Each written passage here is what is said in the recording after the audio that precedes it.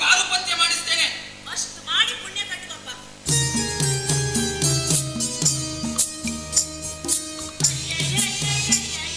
ಮಹಾರಾಯ ಶಿವರಾಯ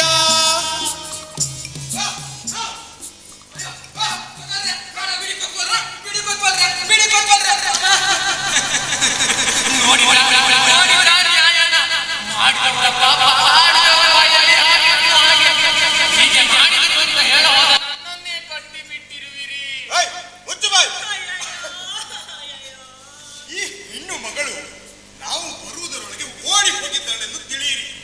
ಆಮೇಲೆ ನಾವು ಯಾರನ್ನ ಕಟ್ಟಿ ಹಾಕೋದು? ಯಾರಮ್ಮ ನೀನು?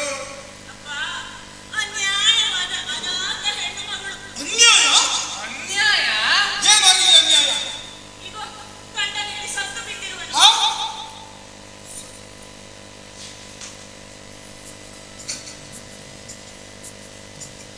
ಅದು ಹೇಗೆ? ನನ್ನ ಹೊಟ್ಟೆಯ ಹೊರೆಗಾಗಿ ದುಡಿಯುವಾಗ ಈ ಹಾಳು ಗೋಡೆಯೇ ಮೇಲೆ ಬಂತು. ಏನದು ಹೊಟ್ಟೆಯ ಹೊರೆ?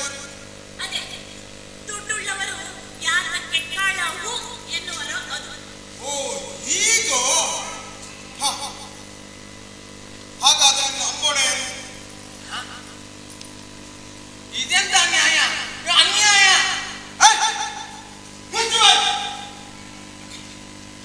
ಯಾವ ಬಗೆಯ ನ್ಯಾಯ? ಗಂಡನನ್ನು ಕೈ ಬಿಟ್ಟು ಹೋದನು. ನನಗೀಗ ನ್ಯಾಯ ಬೇಕು, ನ್ಯಾಯ. ಯಾವ ಬಗೆಯ ನ್ಯಾಯ? ಈ ಮನೆಯವರಾದರೂ ಈ ಮನೆಯವರಾದ್ರೂ ನನ್ನನ್ನ ಮದುವೆ ಆಗಬೇಕು. ಇಲ್ಲವೇ ಪ್ರಾಣಕ್ಕೆ ಪ್ರಾಣ ಎನ್ನುವ ಕಟ್ಟಳೆಯಂತೆ ತಮ್ಮ ಪ್ರಾಣ ಕೊಡಬೇಕು. ನಿಜವಾಗಿ ವಿಚಾರಣೀಯವಾದ ಮಾತು. ಹಾಗಾದ್ರೆ ನಾನೇನು ಮಾಡಲಿ?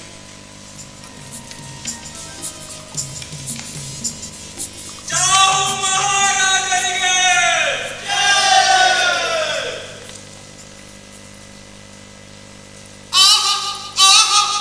ಎಂತಹ ಸುದೈವ! ಗುಪ್ತ ವೇಷದಿಂದ ರಾತ್ರಿ ಪಾಳಿಯನ್ನು ಮುಗಿಸಿ ದಿವಾಣರು ಮತ್ತು ಸಂಸ್ಥಾನಿಕರು ಇತ್ತ ಬರುತ್ತಿರುವರು. ಆಹಾ ಆಹಾ!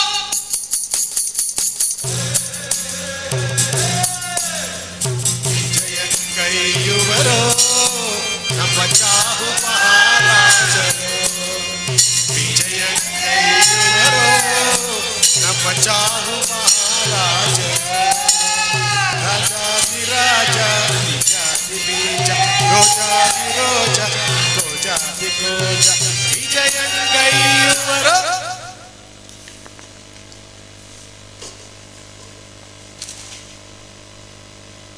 ದೊರೆಗಳು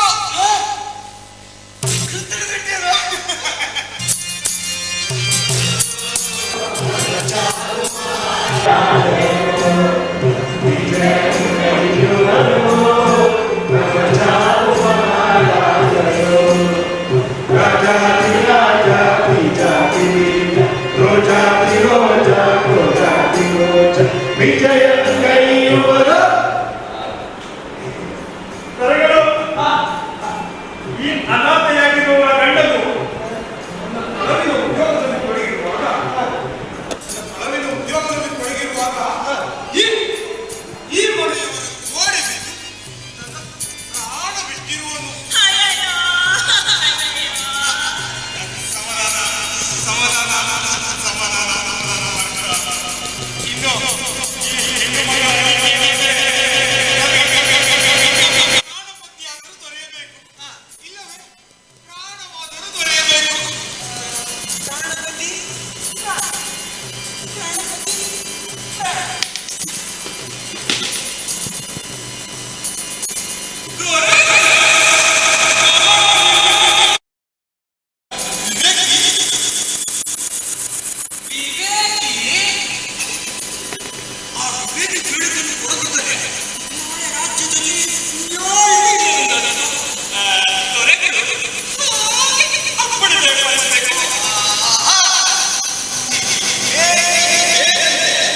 ಹಾಗಾದರೆ